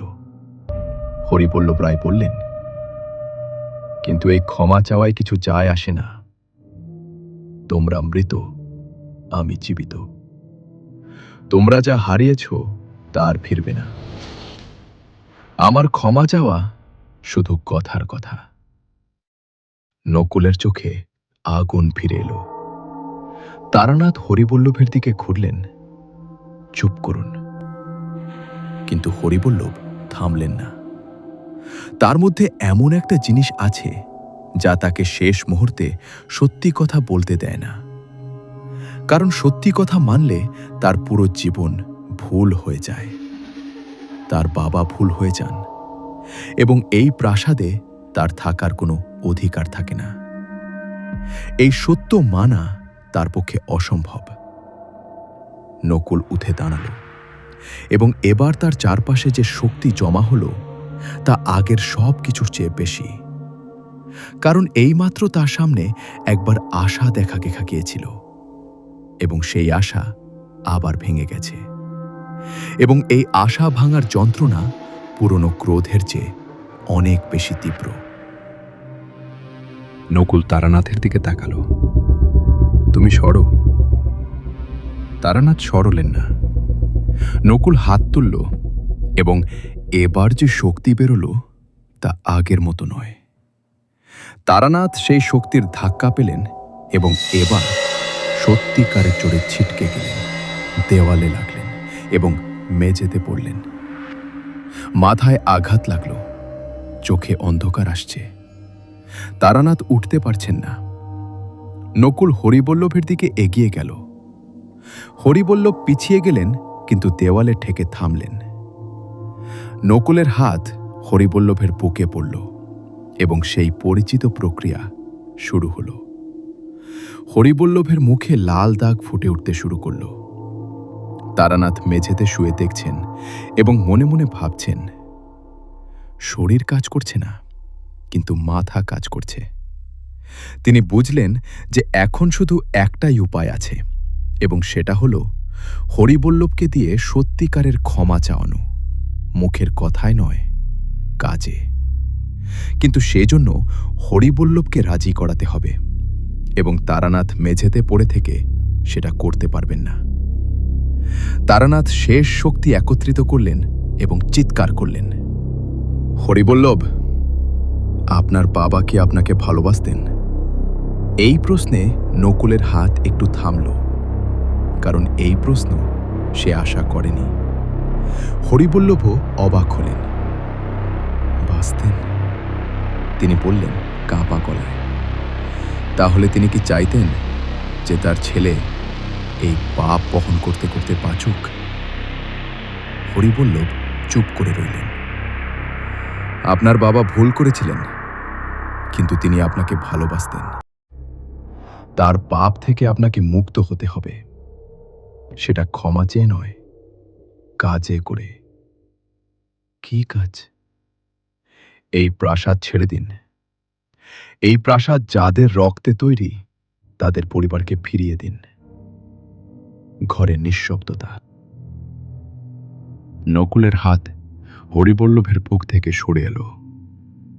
হরিবল্লভ দীর্ঘক্ষণ চুপ করে রইলেন, এবং তারপর তার চোখে জল এলো। আমি রাজি, তিনি বললেন। নকুল তার দিকে তাকিয়ে রইল।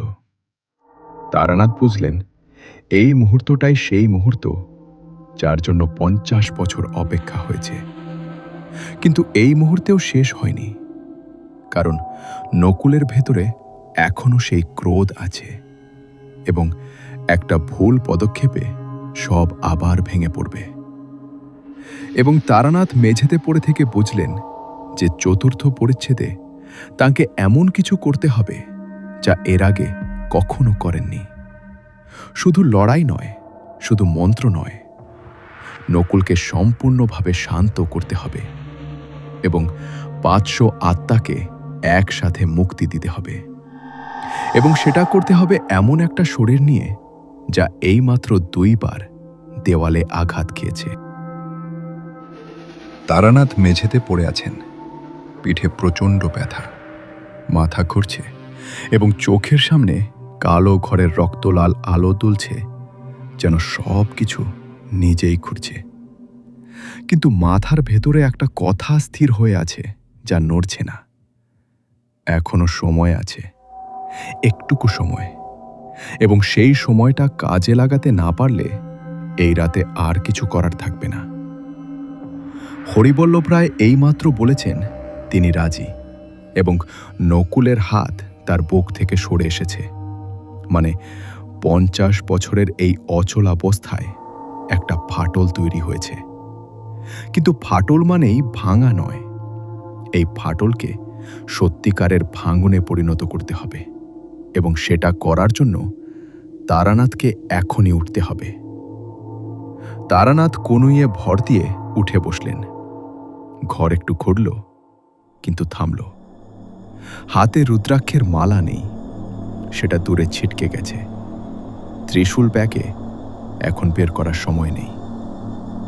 তারানাথের কাছে এই মুহূর্তে শুধু একটাই জিনিস আছে যা কাজে লাগানো যাবে, এবং সেটা হলো কথা।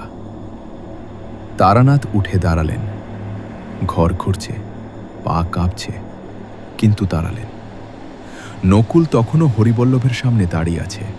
তার হাত সরে এসেছে, কিন্তু চোখে এখনো সেই আগুন আছে, যেন বিশ্বাস করতে পারছে না যে হরিবল্লভ সত্যিই বলেছেন।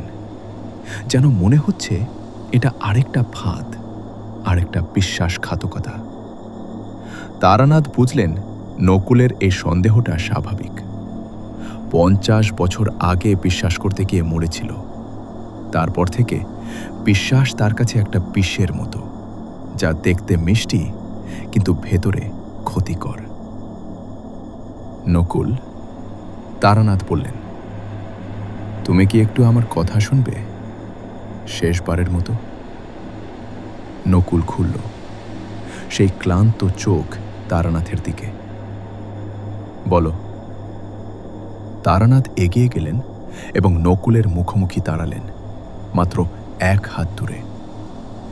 এত কাছে থেকে দেখলেন যে নকুলের মুখে বয়সের ছাপ আছে, কিন্তু সেই বয়স 50 বছরের নয়। এই বয়স 50 বছরের ক্রোধের, যা মানুষকে কাটা কাঠের মতো শুকিয়ে দেয়। তারানাথ বললেন, তুমি 50 বছর লড়াই করেছ তোমার সঙ্গীদের হয়ে, তাদের বিচার পাওয়ার জন্য। সেটা তুমি সঠিক কাজ করেছ। নকুল কিছু বলল না। কিন্তু বিচার মানে কি শুধু প্রতিশোধ? বিচার মানে কি শুধু রক্তের বদলে রক্ত? নকুল বলল, আমার সঙ্গীরা রক্ত দিয়েছিল।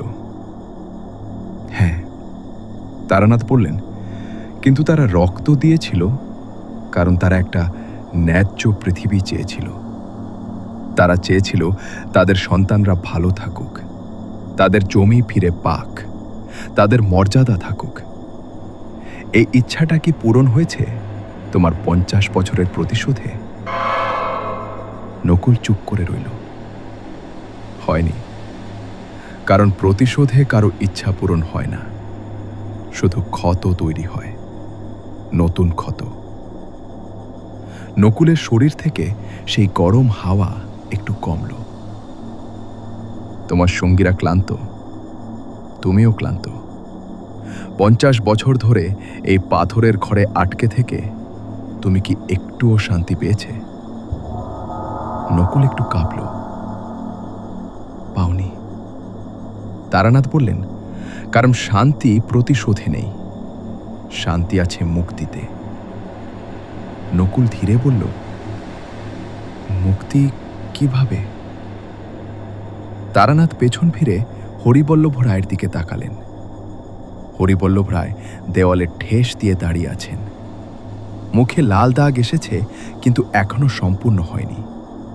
চোখে ভয় আছে, কিন্তু তারানাথ লক্ষ্য করলেন যে ভয়ের নিচে আরেকটা কিছু আছে, যেন বহু বছরের একটা ভার নামিয়ে দেওয়ার ইচ্ছা।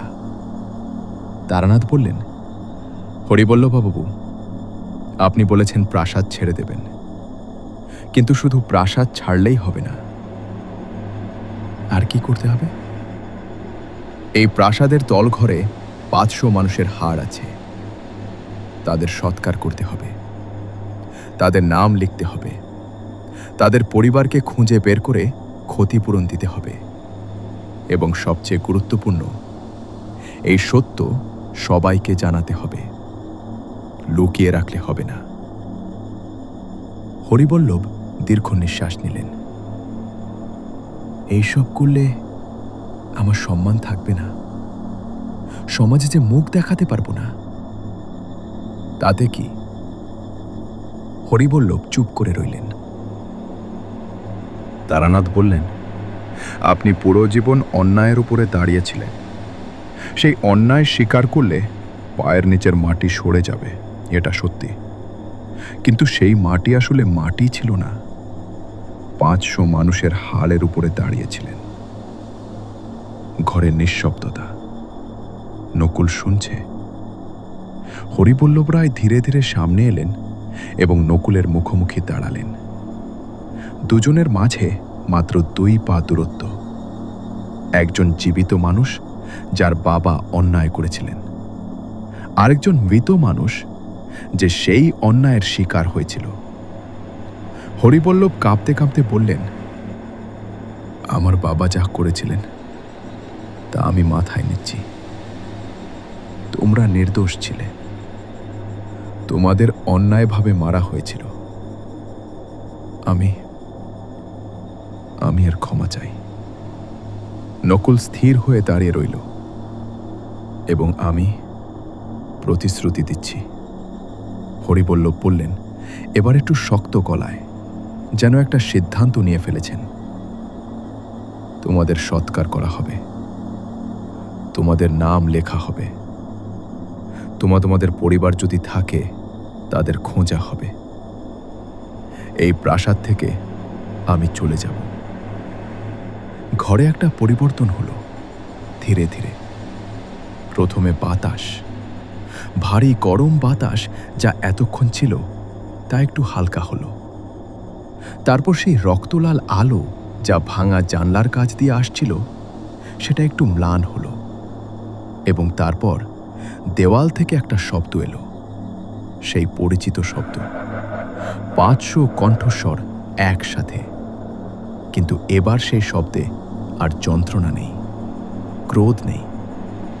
এবার সেই শব্দে একটা হালকা হওয়ার আভাস আছে, যেন 50 বছরের একটা ভার নামছে। নকুল দাঁড়িয়ে আছে, তার মুখে এখন আর ক্রোধ নেই, আছে একটা প্রশ্ন, যেন এই স্বীকারোক্তি সত্যি কিনা যাচাই করছে। তারানাথ এগিয়ে গেলেন এবং বললেন, নকুল, তোমার সঙ্গীরা ডাকছে, তাদের ডাকে সাড়া দাও। নকুল একটু থামল। আমি যদি চাই তাহলে নিশ্চিত হব কিভাবে যে এই মানুষ কথা রাখবে? তারানাথ বললেন, অধ্যাপক বসু সাক্ষী থাকবেন, আমি সাক্ষী থাকব, এবং তোমার সঙ্গীদের আত্মা এই প্রাসাদের পাথরে মিশে আছে, তারাও দেখবে। নকুল অধ্যাপক বসুর দিকে তাকালো। অধ্যাপক বসু কাঁপছেন, কিন্তু মাথা নাড়লেন। আমি লিখব, সব লিখব, ইতিহাসে থাকবে। নকুল আবার হরিবল্লভের দিকে তাকালো, এবং হরিবল্লভ এইবার এমন একটা কাজ করলেন যা তারানাথ আশা করেননি। তিনি মেঝেতে হাঁটু গাড়লেন। একজন জমিদার, একজন ধনী মানুষ, একজন অহংকারী মানুষ মেঝেতে হাঁটু গেড়ে একজন মৃত কৃষকের সামনে মাথা নোয়ালেন। আমি ক্ষমা চাই, তিনি বললেন। এবার কোনো দ্বিধা নেই, কোনো সশর্ত নেই। ঘরের বাতাস আবার পাল্টালা, এবার অনেক বেশি।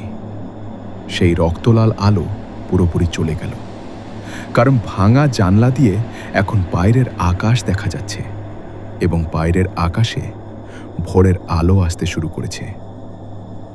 নকুল একটা দীর্ঘ নিঃশ্বাস নিল, এবং সেই নিঃশ্বাসের সাথে সাথে তার শরীর থেকে রক্তলাল পোশাক আস্তে আস্তে মিলিয়ে যেতে শুরু করল। বিশাল আকার ছোট হতে লাগল। সেই মুখোশ যা এতক্ষণ ধরে ছিল তা নিজে নিজে খুলে মেঝেতে পড়ে গেল। নকুলের আসল মুখ, একজন বয়স্ক কৃষকের মুখ। মুখে বলিরেখা, হাতে কাজের ছাপ, কিন্তু চোখে এখন শান্তি আসছে ধীরে ধীরে, যেন 50 বছরের জমানো ক্লান্তি একটু একটু করে নামছে। তারানাথ বললেন, নকুল, তোমার সঙ্গীদের ডাকো, সবাইকে। নকুল একটু ইতস্তত করল, তারপর মুখ তুলল এবং এমন একটা শব্দ করল যা মানুষের গলা শব্দ নয়, কিন্তু সেই শব্দে এমন একটা টান আছে যা সব জায়গায় পৌঁছায়। প্রাসাদের প্রতিটি তলায়, প্রতিটি ঘরে, প্রতিটি দেওয়ালে। এবং সাড়া এলো। প্রথমে একটা কণ্ঠস্বর, তারপর 2টো, তারপর 10টা, তারপর 100, এবং শেষে 500 কণ্ঠস্বর একসাথে। কিন্তু এবার সেই শব্দে আর কান্না নেই, ক্রোধ নেই, শুধু একটা ডাকে সাড়া দেওয়ার শব্দ। কালো ঘরে হঠাৎ ভরে গেল। তারানাথ দেখলেন ঘরের চারদিকে ছায়া তৈরি হচ্ছে, মানুষের ছায়া। একটা দুটো নয়, অনেক অনেক ছায়া। কেউ দাঁড়িয়ে, কেউ বসে, কেউ একে অপরের হাত ধরে। সব ছায়া ম্লান, প্রায় অদৃশ্য, কিন্তু সেখানে আছে 500 মানুষের ছায়া।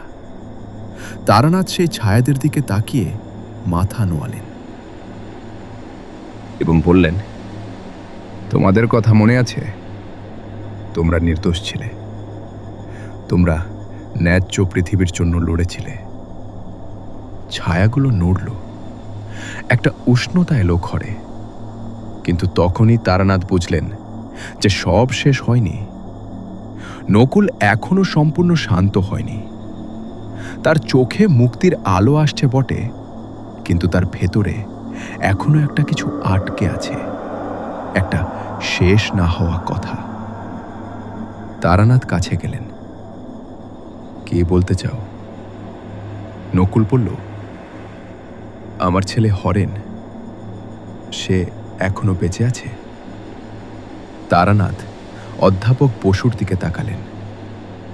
অধ্যাপক বসু একটু ভাবলেন। হরেন আর নেই, তবে তার ছেলে অর্থাৎ তোমার নাতি সুরেন কলকাতায় থাকে। বয়স 25-এর কাছাকাছি।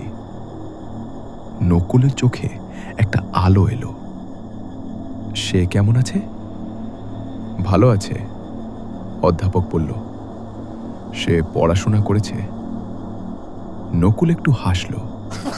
প্রথমবার, 50 বছরে প্রথমবার নকুল হাসল, এবং সেই হাসি দেখে তারানাথের বুকে একটা উষ্ণতা এলো যা কোনো মন্ত্রে আসে না। তাকে বলো, নকুল বলল, তার দাদা তাকে ভালোবাসে। অধ্যাপক বসুর চোখে জল এলো। বলবো। নকুল তারানাথের দিকে তাকালো। তুমি বলেছিলে বিমলা অপেক্ষা করছে। হ্যাঁ। আমি কি এখন যেতে পারি? তারানাথ বললেন, হ্যাঁ, এখন যেতে পারো। যা হলো তারপরে তা বর্ণনা করা কঠিন, কারণ এটা চোখে দেখার জিনিস নয়, অনুভব করার জিনিস। নকুল চোখ বন্ধ করল এবং তার শরীর ধীরে ধীরে আলোয় পরিণত হতে লাগল। রক্তলাল নয়, সোনালি আলো, ভোরের আলোর মতো। সেই আলো বাড়তে লাগল, উজ্জ্বল হতে লাগল, এবং ঘরের চারদিকের ছায়াগুলো একটু একটু করে আলো হতে শুরু করল। 500 ছায়া, 500 আলো। প্রতিটি আলো আলাদা কিন্তু একসাথে, এবং সেই আলোগুলো উপরে উঠতে শুরু করল, ছাদের দিকে, এবং ছাদ পেরিয়ে বাইরে, যেখানে ভোরের আকাশ অপেক্ষা করছে। তারানাথ মাথা উঁচু করে তাকালেন এবং দেখলেন কালো ছাদ দিয়ে সোনালি আলোর একটা স্রোত উপরে উঠে যাচ্ছে, যেন 50 বছর পরে 500 মানুষ অবশেষে বাড়ি যাচ্ছে। কয়েক মিনিট, তারপর সব শান্ত। ঘরে কোনো ছায়া নেই, কোনো আলো নেই, শুধু ভোরের স্বাভাবিক আলো জানালার ভাঙা কাচ দিয়ে ঢুকছে, এবং মেঝেতে পড়ে আছে সেই সাদা মুখোশ, একা। তারানাথ হাঁটু গেড়ে বসলেন এবং মুখোশটা তুলে নিলেন। হরিবল্লভ রায় মেঝে থেকে উঠলেন। তার মুখের লাল দাগ আস্তে আস্তে মিলিয়ে যাচ্ছে। তিনি তারানাথের দিকে তাকালেন। শেষ হয়ে গেছে? হ্যাঁ। হরিবল্লভ দীর্ঘ নিঃশ্বাস নিলেন। আমি কথা রাখব, তিনি বললেন। প্রতিশ্রুতি দিয়েছি। তারানাথ বললেন, প্রতিশ্রুতি শুধু আপনার নিজের জন্য নয়, আপনার বাবার আত্মাও এই প্রাসাদে ছিলেন কিনা জানি না, কিন্তু যদি থেকে থাকেন তাকে মুক্তি দিতে হলেও এই কথা রাখতে হবে। হরিবল্লভ কিছু বললেন না, কিন্তু মাথা নাড়লেন। অধ্যাপক বসু এগিয়ে এলেন। আমি সব লিখে রাখব, ইতিহাসে এই সত্য থাকবে। তারানাথ উঠলেন। শরীর এখনো ব্যথায় ভরা, কিন্তু মনে একটা হালকা ভাব আছে যা সব ব্যথাকে একটু কমিয়ে দিচ্ছে। সেদিন সকালে প্রাসাদের দরজা খুলল। লোহার শিকল কেটে দেওয়া হলো এবং ভেতরে যারা বেঁচে ছিলেন তারা একে একে বাইরে বেরিয়ে এলেন। অনেকের মুখে সেই লাল দাগ ছিল, কিন্তু নকুলের আত্মা চলে যাওয়ার পরে সেই দাগগুলো আস্তে আস্তে মিলিয়ে যাচ্ছিল। যারা মেঝেতে অচেতন ছিলেন তারাও ধীরে ধীরে জ্ঞান ফিরে পেলেন। তারানাথ প্রাসাদের বাইরে এসে দাঁড়ালেন। বিষ্ণুপুরের সকাল, ধান ক্ষেতের শিশির, পাখি ডাকছে, আকাশ পরিষ্কার। গ্রামের মানুষ দূরে দাঁড়িয়ে দেখছে। বৃদ্ধ দারোয়ান রামলাল এগিয়ে এলো। বাবু, সব ঠিক হয়ে গেছে? হ্যাঁ। ওই মুখোশধারী আর আসবে না? না। রামলাল একটু চুপ করে থাকল, তারপর বলল, 50 বছর ধরে এই প্রাসাদে রাতে ভয় ছিল। এখন? তারানাথ প্রাসাদের দিকে তাকালেন। পাথরের বিশাল প্রাসাদ, 7টি তলা, অনেক পুরনো। এখন শুধু পাথর, তারানাথ বললেন। সেদিন দুপুরে তারানাথ বসলেন হরিবল্লভ রায়ের সাথে। হরিবল্লভ রাতের মতো আর নেই। কাল রাতের সেই অহংকারী মানুষটা আজ বদলে গেছে। যেন একটা ভার নামিয়ে রাখার পরে মানুষ একটু ছোট হয়ে যায়, কিন্তু হালকা হয়। তারানাথ বললেন, প্রথমে তলঘরে যান, নিজে দেখুন। হরিবল্লভ মাথা নাড়লেন। দুজনে তলঘরে নামলেন। তারানাথ টর্চ জ্বাললেন। হরিবল্লভ দেওয়ালের সেই হাতের ছাপ দেখলেন, রক্তের ছাপ, শত শত। এবং সেই লেখাগুলো পড়লেন, আমরা নির্দোষ ছিলাম। হরিবল্লভ রায় সেই দেওয়ালে হাত রাখলেন এবং কাঁদলেন। তারানাথ পাশে দাঁড়িয়ে রইলেন, কিছু বললেন না, কারণ এই কান্না দরকার ছিল। 50 বছরে যা হওয়ার সুযোগ হয়নি। কিছুক্ষণ পরে হরিবল্লভ বললেন, এই হাতের ছাপগুলো কি থাকবে? তারানাথ বললেন, থাকা উচিত। তাহলে যখন প্রাসাদ সৎকারের জায়গায় পরিণত করব, এই তলঘরটা রাখব, যাতে সবাই দেখতে পারে। তারানাথ বললেন, এটাই সঠিক সিদ্ধান্ত। বিকেলে তারানাথ বেরোনোর প্রস্তুতি নিচ্ছেন। অধ্যাপক বসু এলেন। তারানাথবাবু, একটা কথা বলবো? বলুন। গত রাতে যা দেখলাম তা আমি আগে বিশ্বাস করতাম না। আমি ইতিহাসবিদ, আমি মনে করতাম ইতিহাস শুধু কাগজে থাকে। অধ্যাপক বসু একটু থামলেন। কিন্তু আজ বুঝলাম ইতিহাস শুধু কাগজে থাকে না, মানুষের আত্মায় থাকে। এবং যে ইতিহাস স্বীকার করা হয় না, সেই ইতিহাস ঘুরে আসে। তারানাথ বললেন, ঠিকই বলেছেন। নকুলের নাতি সুরেনকে আমি খুঁজে বের করব। অধ্যাপক বসু বললেন, এবং তাকে বলবো তার দাদার কথা। নকুল চেয়েছিল। অধ্যাপক বসু মাথা নাড়লেন। তারানাথ ব্যাগ কাঁধে নিলেন এবং হাঁটতে শুরু করলেন। প্রাসাদের গেট পেরিয়ে রাস্তায় বেরিয়ে তাই তারানাথ একবার পেছনে তাকালেন। 7 তলা প্রাসাদ দাঁড়িয়ে আছে বিষ্ণুপুরের আলোয়। এখন সেই প্রাসাদে কোনো ভয় নেই, কোনো ক্রোধ নেই, কোনো 50 বছরের অভিশাপ নেই। শুধু একটা পুরনো বাড়ি, যার গায়ে অনেক কষ্টের দাগ আছে। তারানাথ হাঁটতে শুরু করলেন। বিষ্ণুপুরের রাস্তা, বিকেলের আলো, দূরে কোথাও ঘণ্টা বাজছে, মন্দিরের ঘণ্টা। এবং সেই শব্দ শুনে তারানাথের মনে পড়ল কালো ঘরের সেই আবলুস কাঠের ঘড়ি। প্রতি ঘণ্টায় যে ঘড়ি বাজত এবং সবাইকে থামিয়ে দিত, সেই ঘড়ি মেঝেতে পড়ে গেছে, আর বাজবে না। ভালোই হয়েছে, কারণ এখন থামার সময় নয়, এগোনোর সময়। রাত হওয়ার আগে তারানাথ বিষ্ণুপুরের একটা ছোট চায়ের দোকানে বসলেন। 1 কাপ চা নিলেন। দোকানের মালিক বৃদ্ধ একজন মানুষ। তারানাথকে দেখে বলল, বাবু, আপনি কি সেই প্রাসাদ থেকে এসেছেন? হ্যাঁ। শুনলাম প্রাসাদের দরজা খুলে গেছে, ভেতরের মানুষরা বেরিয়েছেন। হ্যাঁ। ওখানে কি হয়েছিল সত্যি? তারানাথ চায়ের কাপে চুমুক দিলেন।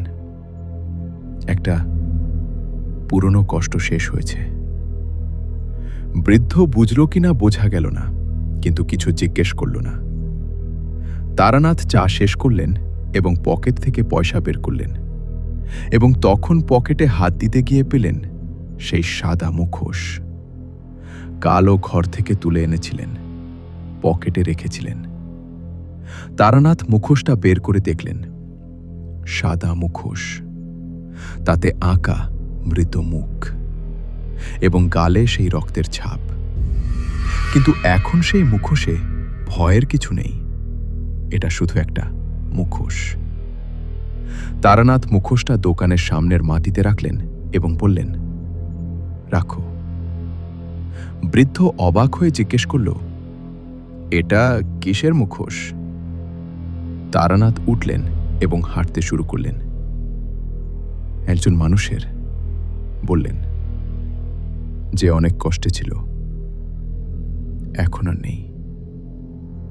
পরের দিন সকালে হরিপদবাবু কলকাতায় তারানাথের অপেক্ষা করছিলেন। তারানাথ ঢুকতেই বললেন, সব ঠিক হয়ে গেছে? হ্যাঁ।